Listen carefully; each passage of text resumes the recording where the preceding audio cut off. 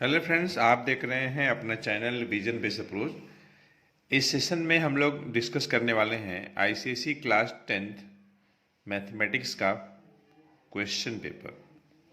इसका हम लोग सॉल्यूशन डिस्कस करने वाले हैं और ये इसी वर्ष 2024 का पेपर है। हम लोग कोशिश करेंगे कि एक ही शॉट में ये पूरी पेपर को सॉल्व करेंगे, अगर समय बचा तो, नहीं तो फिर ये 2 पार्ट में हो सकता है। आप देख रहे हैं कि ये जो पेपर है 80 मार्क्स का है और पेपर का जो ड्यूरेशन होता है 2.5 ईयर होता है। और ये पूरी पेपर 2 सेक्शन में बटी है, सेक्शन ए और सेक्शन बी, और हर एक सेक्शन 40 मार्क्स का है। सेक्शन ए में जो फर्स्ट क्वेश्चन है आपका मल्टीपल चॉइस क्वेश्चन है और सेक्शन ए कंपलसरी है जिसमें कि सभी क्वेश्चंस आपको करने हैं। सेक्शन बी ऑप्शनल होता है। तो जो पहला क्वेश्चन है इस टाइप से है, आपके सामने ये देखिए दिख रहा होगा स्क्रीन पे। For an intra state means sale within the same state, CGST paid by a dealer to the central government rupee 120 if the mark price of an article 2000, the rate of GST पूछ रहा है। तो ठीक है, सबसे पहले हम लोग निकाल लेते हैं रेट ऑफ CGST, ये निकाल लेते हैं। सिंपल आप प्रॉफिट लॉस परसेंट जैसे निकालते हैं या परसेंटेज निकालते हैं वही तरीका लगा लीजिए। CGST अमाउंट कितना है तो 120 है, अपॉन मार्क प्राइस कितना है तो ये है आपका 2000 इंटू 100 कर लेते हैं। 2 जीरो यहाँ से कैंसिल हो जाएगा, 120 20 से कैंसिल होगा 6 बार में, तो ये जो 6% आया ये आया आपका रेट ऑफ CGST आया। लेकिन हमें निकालना है रेट ऑफ CGST, तो इसका डबल कर लेंगे तो 12% हो जाएगा, मतलब ऑप्शन सी आपका करेक्ट होगा। तो हम लोग बढ़ते हैं नेक्स्ट क्वेश्चन। तो फ्रेंड्स, जो हमारे पास सेकेंड है, सेकेंड क्वेश्चन नंबर 1 का second part, what must be subtracted from the polynomial this one so that result is exactly divisible by this one. तो हम लोग क्या करते हैं, सबसे पहले रिमाइंडर निकाल लेते हैं। अगर ये फंक्शन हमारे पास f(x) अगर है और डिवाइजर x-3 है, मतलब x-a हम मान लेते हैं, तो a की जगह पे 3 है, तो सबसे पहले हम रिमाइंडर निकाल लेते हैं f ऑफ a। तो अगर f(x) x-3 से डिविजिबल होगा तो रिमाइंडर की वैल्यू जो है हम लोग निकाल लेते हैं पहले। तो रिमाइंडर कैसे निकालेंगे, x की जगह पे a रखना है, a कितना है 3 है, मतलब हमें f ऑफ 3 निकालना है, तो x की जगह पे 3 रख ले हम लोग, तो क्या मिलेगा f ऑफ 3 की वैल्यू, ये देखिए 27 और ये है आपका 9 माइनस 2 3 जा 6 और ये आपका +1। अब देखिए कितना हो जाएगा, 27 9 और ये 1 है, 9 1 10 10 और 27 37 और ये -6, तो रिमाइंडर आ गया 31। तो अगर इसमें से 31 अगर हम माइनस कर लेंगे तो उस सिचुएशन में जो न्यू जो f(x) बनेगा वह x-3 से एग्जैक्टली डिविजिबल होगा। तो बोल रहा है कि कितना सब्ट्रैक्ट करना चाहिए हमें, तो 31 करना चाहिए, ऑप्शन डी करेक्ट होगा। अच्छा, क्वेश्चन नंबर 1 का थर्ड पार्ट, इसमें बोला जा रहा है the roots of the quadratic equation px² minus qx plus r equals to 0 are real and equal. तो देखिए, अगर कोई क्वाड्रेटिक इक्वेशन हमारे पास दिया हुआ है तो उसका रूट्स जो है रियल इक्वल तभी होगा जब b² माइनस 4ac आपका 0 होगा।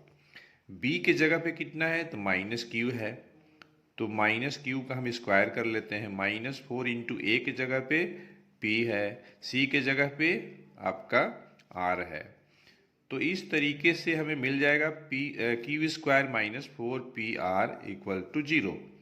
मतलब क्या हुआ, Q square equal to 4PR, यही हमारा जो है कंडीशन आ गया। तो कौन सा सही है, तो Q square equal to 4PR, तो आप ऑप्शन बी करेक्ट होगा। 4 पार्ट है हमारे पास, मैट्रिक्स ए दिया है, ए स्क्वायर दिया है, और हमें दिया है A square equals to 4x04 matrix. तो हमें x की वैल्यू फाइंड करनी है। तो सबसे पहले हम क्या करेंगे कि a इंटू ए निकाल लेते हैं। a means what, 2202। किसी मैट्रिक्स का खुद से मल्टीप्लाई करना है। तो दो मैट्रिक्स को मल्टीप्लाई करने के लिए हम लोग रो बाई कॉलम मेथड लगाते हैं। Row by column method, first row और ये फर्स्ट कॉलम। तो देखिए क्या मिलेगा, 2 इंटू टू कॉरेस्पॉन्डिंग हम लोग मल्टीप्लाई करते हैं। 2 इंटू टू 4 प्लस 2 इंटू 0, तो ये आपका 4 आ जाएगा। फर्स्ट रो और ये second column, 2 into two 4 plus 2 into two 4, तो ये आपका 8 आ जाएगा।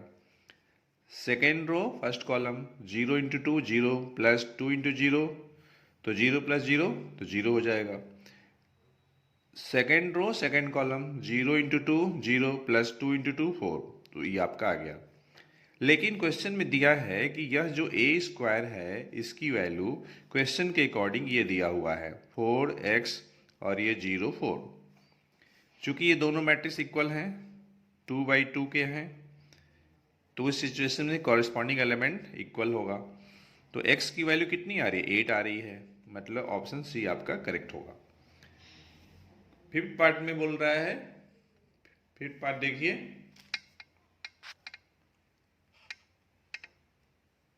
फिफ्थ पार्ट है,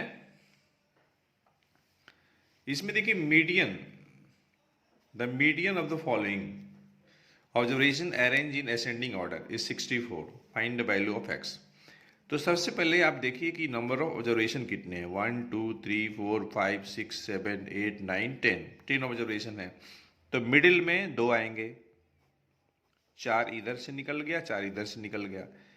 अब इनका एवरेज लेना है, तो x और x प्लस 4 का एवरेज लेना है, तो दोनों को प्लस करिए, तो 2x प्लस 4 हो जाएगा और 2 से डिवाइड कर लीजिए। तो यह जो मीडियन है क्वेश्चन के अकॉर्डिंग 64 के बराबर है। तो 2x प्लस 4 इक्वल्स टू आपका आ जाएगा 128 आ जाएगा। तो फिर 2x क्या हो जाएगा, 124 हो जाएगा। तो x की वैल्यू कितनी होगी, तो 62 होगी। इसका मतलब ऑप्शन सी आपका करेक्ट होगा। उसके बाद देखिए जो 6 पार्ट है उसमें क्या कहा जा रहा है। 6 पार्ट में कहा जा रहा है कि point A XY B 3 - 2 C 4 - 5 are collinear. तो अगर ये A B C अगर ये कोलिनियर हैं, मतलब ये एक ही लाइन में अगर हैं, तो फिर उस सिचुएशन में AB का स्लोप, BC का स्लोप, AC का स्लोप बराबर होगा। किन्हीं दो का स्लोप निकालिए, इक्वेट कर दीजिए। तो स्लोप निकालने के लिए हम लोग क्या लगाते हैं, हम लोग लगाते हैं slope equals to y2 - y1 upon x2 - x1। ये x1 y1 x2 y2, ठीक। तो क्या हो जाएगा, -2 - y अपॉन 3 माइनस आपका x, ये बराबर होगा -5 - 2, तो आपका आ जाएगा -3 डिवाइडेड बाई 4 - 3 1। इसे सॉल्व कर लीजिए तो आ जाएगा -2 - y इक्वल्स टू -9 और ये +3x, ठीक। हमें y चाहिए इन टर्म्स ऑफ x, तो इस y को आप इधर शिफ्ट कर दीजिए और बाकी को आप लेफ्ट हैंड साइड ले आइए। तो आपका आ जाएगा y इक्वल टू 7 - 3x, मतलब कि ऑप्शन डी आपका करेक्ट होगा। ठीक, अब बढ़ते हैं नेक्स्ट पार्ट। 7 पार्ट में देखिए दिया है the given table shows distance covered and time taken by a train moving at uniform speed along a straight track. तो यूनिफॉर्म स्पीड है, मतलब ये हुआ कि 60/2 will be the same as 90/x distance upon time speed y/5। This will be 30 equals to 90/x equals to y/5। यहाँ पे देखिए 3 quantities हैं और 2 बार इक्वल टू लगा है, तो अपनी रिक्वायरमेंट के हिसाब से आप इक्वेट कर दीजिए। पहले 30 इक्वल्स टू 90/x कर लीजिए, फिर आप 30 इक्वल्स टू कर लीजिएगा y/5 कर लीजिएगा। तो जब आप 30 इक्वल्स टू 90/x करेंगे तो यहाँ से आपको x मिल जाएगा 3, और जब आप 30 इक्वल्स टू y/5 करेंगे तो यहाँ से y मिलेगा 150 मिलेगा। ठीक है, इसका मतलब क्या हुआ, x की वैल्यू 3 और y की वैल्यू 150। ऑप्शन डी आपका करेक्ट हो जाएगा। अब हम लोग बढ़ते हैं 7th पे, 7th पार्ट क्वेश्चन नंबर 1 का। The 7th term of given arithmetic progression, हमारे पास ये दिया हुआ है, हमें 7 टर्म बताना है। तो देखिए पहला टर्म तो पता है, फर्स्ट टर्म t1 मालूम है 1/a, और हम लोग निकाल लेते हैं कॉमन डिफरेंस निकाल लेते हैं d। तो second term minus first term, आप थर्ड माइनस सेकेंड भी कर सकते हैं, लेकिन कोई 2 लगातार टर्म का डिफरेंस लेंगे हम लोग। तो देखिए 1/a प्लस 1 माइनस 1/a करेंगे तो आपका आ जाएगा 1। आपको चाहिए t7 चाहिए, तो पहले टर्म में आप क्या करेंगे, उसमें 6d करेंगे।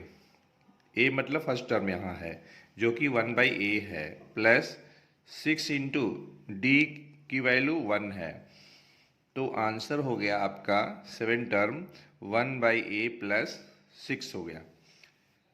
तो ऑप्शन ए आपका करेक्ट होगा। ठीक, अब हम लोग बढ़ते हैं क्वेश्चन नंबर 1 का 9th part. The sum invested to purchase 15 shares of a company of nominal value 75 available at discount 20%। तो इस क्वेश्चन में नॉमिनल वैल्यू दिया हुआ है जो कि ₹75 है। आप मार्केट वैल्यू निकाल लीजिए। कैसे निकालेंगे, तो देखिए शेयर जो है डिस्काउंट की कंडीशन पे है, 20% डिस्काउंट है, तो 80/100, 100 माइनस 20 कर दिए, इंटू आपका 75 जो होगा। ठीक है, नॉमिनल वैल्यू 25 से कटेगा दोनों 3 और ये 4, ये कटेगा 20 इंटू 3, तो आपका 60 आ जाएगा। तो इसमें मार्केट में जो शेयर है 75 रुपीज वाली जो शेयर है कितने की मिलेगी, एक शेयर तो 60 की मिलेगी।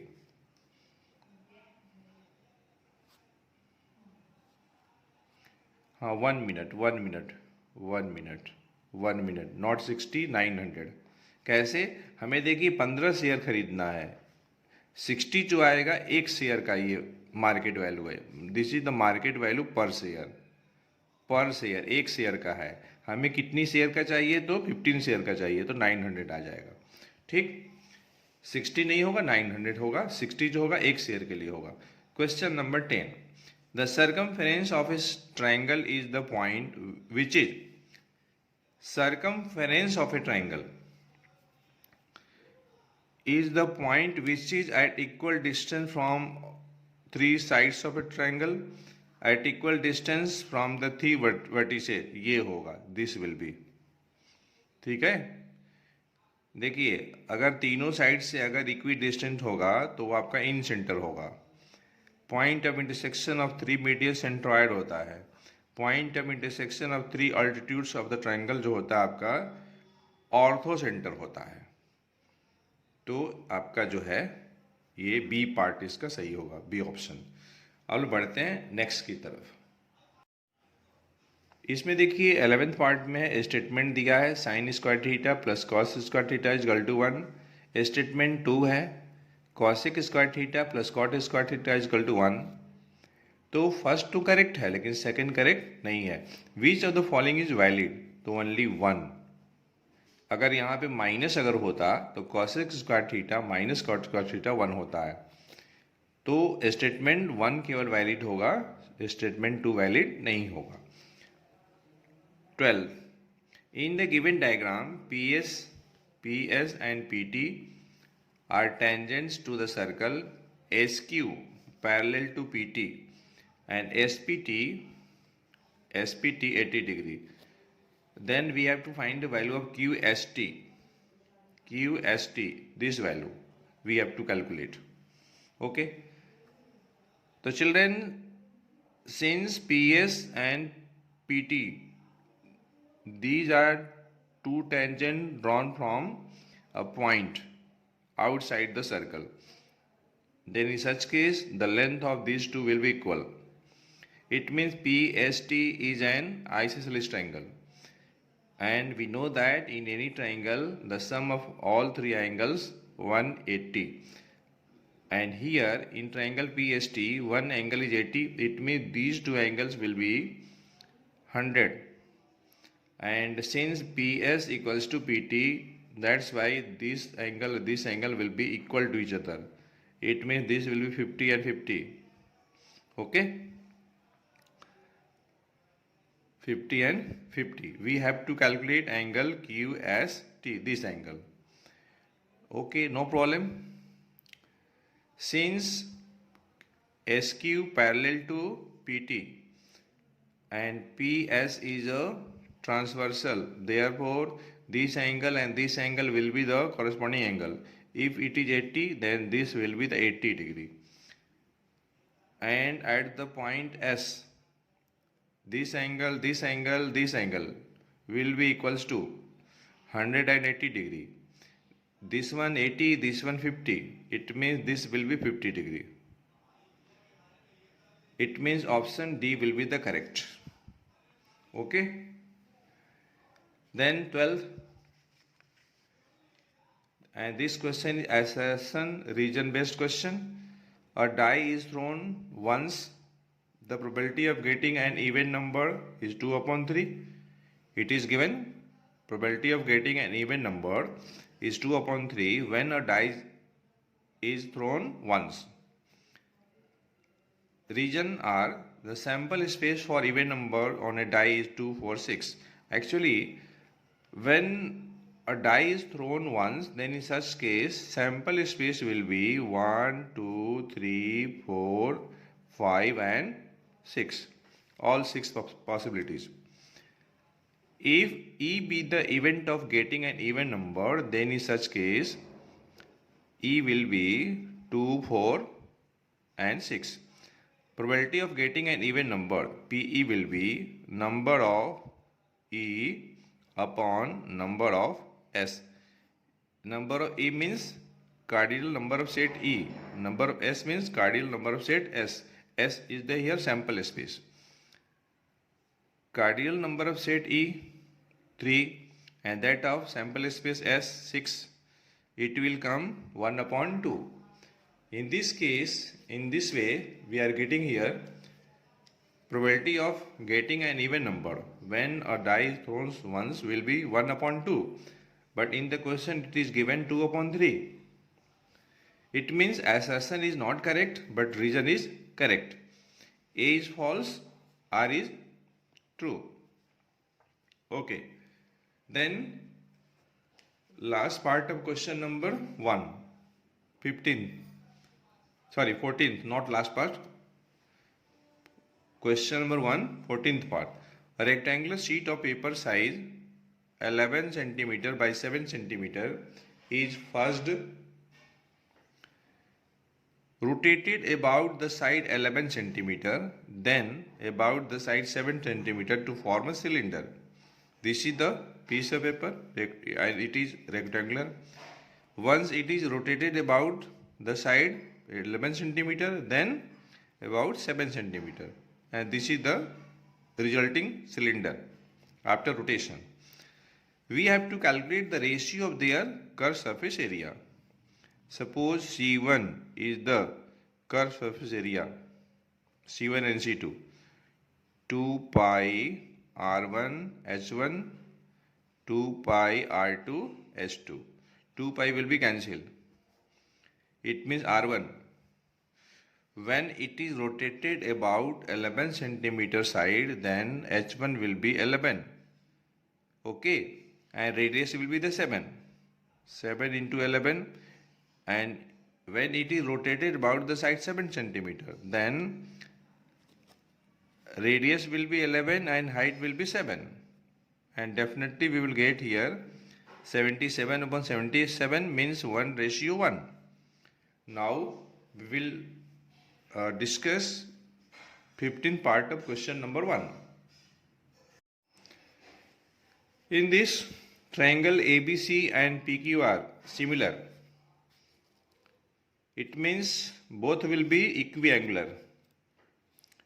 And since AD is the bisector and PS is the bisector, and this angle equals to this angle, it means this angle will be equal to this angle, and this angle equals to this angle. It is given triangle ABC is similar to triangle PQR. And we know that by angle similarity, these two triangles will be similar. These two means what? ABD will be similar to PQS. It means option B will be the correct.